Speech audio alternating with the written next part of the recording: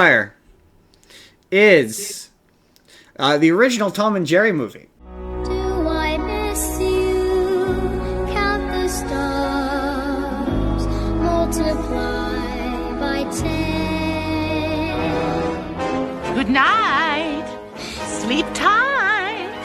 And don't let the spiders and monsters and scary things bite. Once upon a time, an evil guardian named Pristine Fig kept a little girl named Robin locked away in an attic until something wonderful happened. Who are you? Well, two things. He's Tom, and I'm Jerry. Throw this end out the window. Down, please. I'll give you down. She's escaped again. They're getting away. Get ready for the adventure of a lifetime. They're following us. And what's really funny about this movie, okay, a big complaint that people have about this movie is that Tom and Jerry talk. And that, like, the nostalgia critic in particular, he hated that the Tom and Jerry talked. You talked! Well, sure I talk. What do you think I am, a dummy? You said it. I didn't. Ah, you little pipsqueak. I ought to... And this was my very first Tom and Jerry thing I ever watched. So, from my perspective, Tom and Jerry talked. And it's so funny because you can go and you can look up compilations of all the times they've talked in cartoons. So they've talked before. But that was the big thing about this, is now they're talking to each other and they're having full conversations. And I'm like, and the justification of them talking was that you would get bored if they didn't. You would get bored if they didn't talk. And I mostly agree with that for about the first 10 to 15 minutes of this movie, where it's about them. It's their story. It's like they get kicked out of their house and they run into a stray dog and they do a song and dance about how they should be friends now and whatever. And then you have the human stand-in character. Well, and then the movie stops being about them when they run into a character called Robin, who is this orphan who is being held captive by this woman who is her ward, but it's not, she calls her Aunt Fig, but she makes it clear that it's not her aunt. So they never really establish what the connection is between them, just that she needs to be in relative good health for them to access the money, and they need the dad to be dead in order to get it. So then it turns out that the dad is in fact alive. Not dead. And it becomes a madcap chase to get to the cabin, to meet the dad, or get the girl as all the bad guys chase after her. And it basically becomes wacky races. There's an evil vet scientist guy who winds up in an ice cream truck. Rip Taylor is there as the children's entertainer who has a sentient talking hand puppet who has his own separate intelligence because he's clearly gone insane. But you frightened me. Oh, sorry, my dear. My first mate doesn't mind his manners sometimes. Hark! It's me bad upbringing that's to blame. Don't mind him. How you feel? Yes. The songs are oddly catchy but not very memorable. And they're random. Like, they just kind of come out. Oh, that's the other... just to go back to the Yogi Bear. We won't go back. The music is random and just kind of comes out of nowhere. So, like, there's a really long song of these alley cats singing about how they're awful with this one character, this really weird false... Do you remember that song? I think so. What do we care about? Yeah. You know that? What do we care for polite? What do we care for genteel? What do you say to a fight? That's for real. Really corrupt? Don't interrupt. It's a deal. We wanna fit. Random. Ooh, you just that mic hard. Let's see. What do we do? That one, the stupid cat. Yeah. And then it just kind of becomes. I remember loving that movie. Like, really liking that movie. Enjoyed it, but Tom and Jerry aren't really characters in that movie. Like, they don't really have an arc, and anytime they start to have an arc, Like their arc seemingly appears to be like them becoming friends, but the movie ends with them just reverting back to being Tom and Jerry. Like there's a bit at the end where Tom thinks that Jerry is dead. He's like, "Oh, I swear I'll be much nicer to you, whatever. I'll repent." And then they just go back to being Tom and Jerry at the end.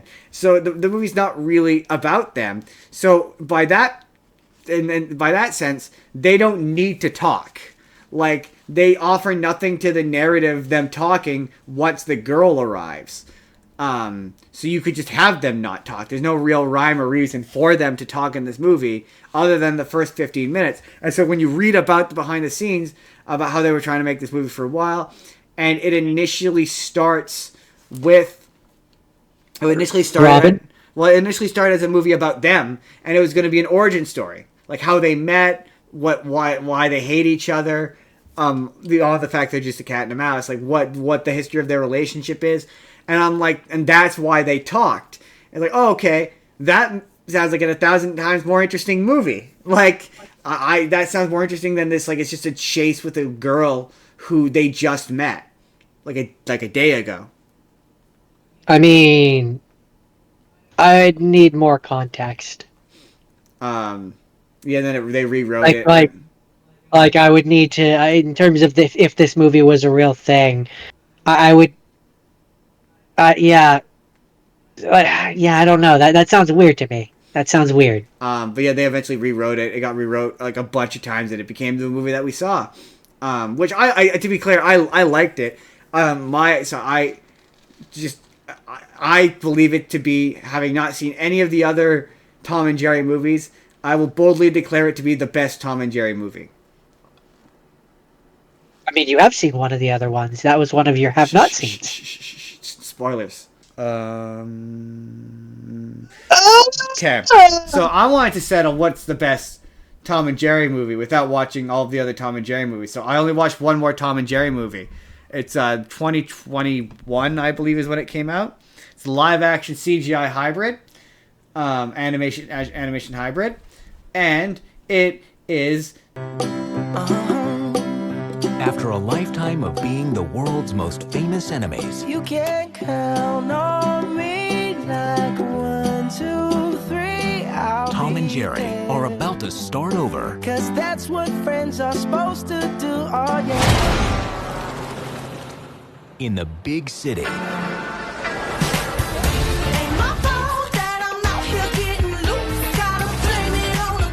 This hotel has been host to 4 presidents, 3 popes, 2 kings, and we're about to host the wedding of the century. Do you think you're qualified to take on this position? I shine under pressure, like a diamond. Or Rihanna. One other thing. We have a mouse problem. With the what now? I'll catch it, sir. Not very good. It is, in fact, very bad. All of the... Okay, the story of it is there's a hotel. Chloe Grace Moretz is a Gen Z character, and she has this whole subplot about how she doesn't want to work for anything and how she just wants to skip ahead in life, and it's like weird commentary on Gen Z. It's very strange. It's oddly condescending.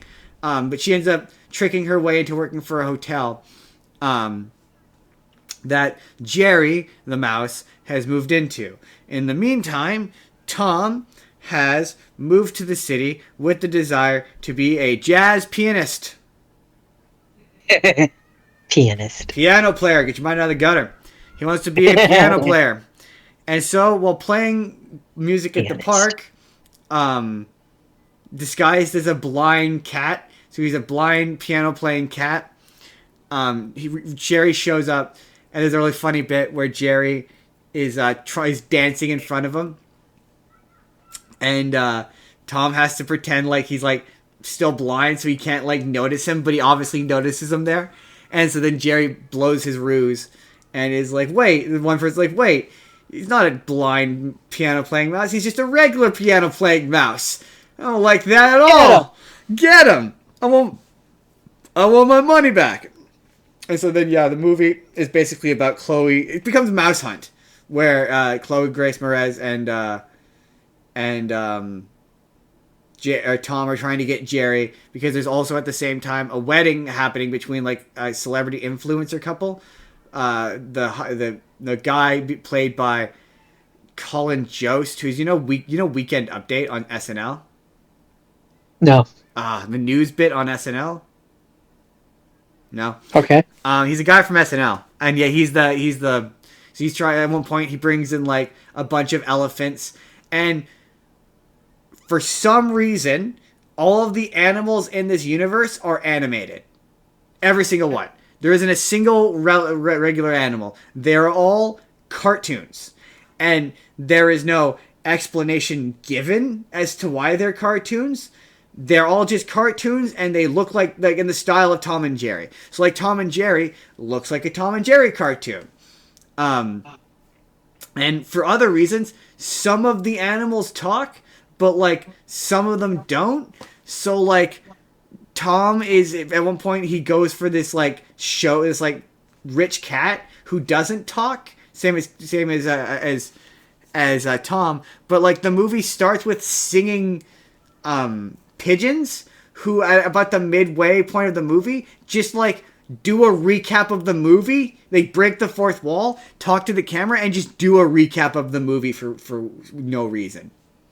It's truly bizarre, and it's not like it's not like a regular Hanna-Barbera world where it's like, oh, it's just a world where animals talk. No, it wants to be the real world, but all the animals are animated. It's like incoherent. There's no reason for this movie to be live action. Like, it could just as easily be animated. It could be animated in the style of Tom and Jerry, and it could still have human characters, but it could be animated. It does not make any sense that this movie is live action. There's no reason for it. Just feels like that would make it more expensive. Sure, but just from a style, just like a style standpoint or an aesthetic standpoint. No. I mean, having half human, half live action. Oh yeah. Like it would just make it more expensive. Yeah, exactly. And it's the bad kind of CGI hybrid where like the eye lines never match.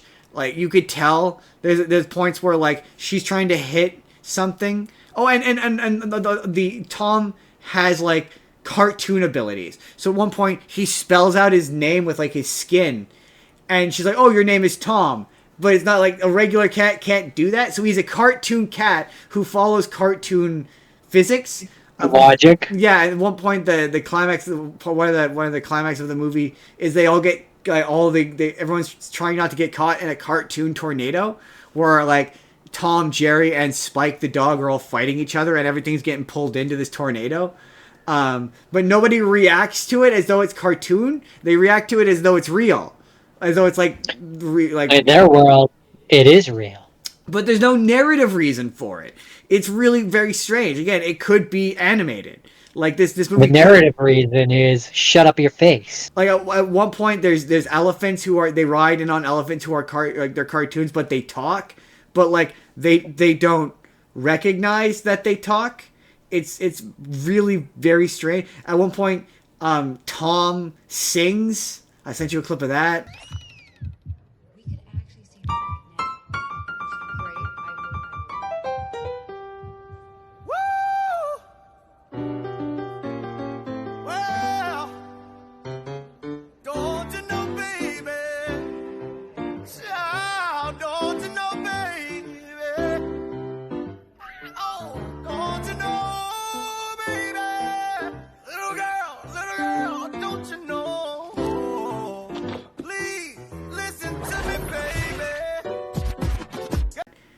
You did. It was weird. It's weird. It comes out of nowhere and doesn't remotely come back in any way. The fact that he's a jazz piano player has nothing to do the movie. And again, they're not characters in their own movie. Like, that's one of the weirdest parts. Is like Chloe Grace Moretz is the main character of that movie. The story's about her. They kind of just periodically show up and then leave, and it's not really about them. That's because Tom and Jerry aren't really. I've never understood the idea of trying to make a movie about characters that aren't. They don't have Not that they don't have personality, but they don't have character. I don't know how to word it exactly, but they're not like a Bugs Bunny or a Daffy Duck or Their shorts are about one thing, and it's about them chasing each other. That's what it's about. Yeah. Right? Like, yeah, they make it a narrative. But the narrative, yeah, so you end up having to make a narrative that isn't about them or doesn't involve them, and they're just there. And it doesn't really work. It's not really very interesting. Like I say, it's incoherent. There are some jokes that I will acknowledge are funny. There's a really funny bit where he's got the devil. Tom has the devil and Angel on his shoulder, and the devil constantly tricks him. And he's like, what are we even doing here? He's got this really sassy attitude, and he talks on Tom's behalf. But yeah, they communicate either by charades or by like thought bubbles, which shows what they're thinking. So they don't talk in this. So that's where I'm like, well, okay, yeah, you can do a movie where they don't talk. Like, yeah, you don't have to have them talk. No, I mean you can, but as I'm hearing from what you're telling me, it turns out bad. Yeah, it's not very interesting. Like, it's just like there are some funny jokes. I won't say it's devoid of funny jokes. The other one they talk. Yeah, oh yeah. I think that the animated Tom and Jerry the movie is the best Tom and Jerry movie, and I stand by that. I just didn't think it was very good. Again, they're trapped in a story that's just not very interesting. The CGI characters are bad. Like, it's a lot of like, just swing wherever and we'll fill them in later. Like, there's a lot of scenes like that where it's like, yeah, clearly she's not looking at anything. She's just looking, and they've just put Tom or Jerry there. So it's not like they've not considered the characters in the scene when they've shot the scene, and it makes the characters less believable. It looks more like a parody, a bad parody of this, where yeah, it's like you could tell they're clearly not lifting anything. It's one of those. It's really distracting. Student film version where they don't understand what it's like to have these things there. I would have gone with like YouTube video, but yeah, basically. That's it. That is the Tom and Jerry movie. Hey everybody, it's N-Card Justin here. Why don't you let me know down in the comments all the reasons why I'm right and that 1990s Tom and Jerry movie is in fact the best Tom and Jerry movie. I will hear no other answers. Or if you would like, you can click the box on the left, and that's going to take you to the full Hanna-Barbera special where we talked Yogi Bear, we talked Scooby-Doo, we talked all kinds of Hanna-Barbera cartoons. Or you can click the box on the right, and that's going to take you to a random video that YouTube thinks you're going to enjoy. Otherwise, hit subscribe if you haven't already. Please leave us a like if you could. It really helps the videos out. And we'll see you in the next video, everybody. Have a good day.